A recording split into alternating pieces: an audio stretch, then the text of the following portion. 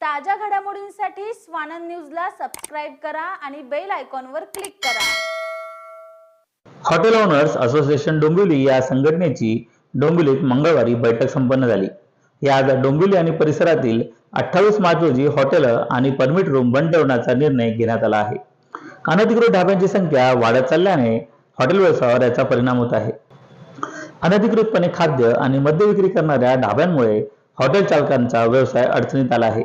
याच अनधिकृत ढाब्यांविरोधात वारंवार तक्रारी करून देखील संबंधित विभागाकडून या अनधिकृत ढाबे चालकांवर कोणतीही कारवाई केली जात नाही।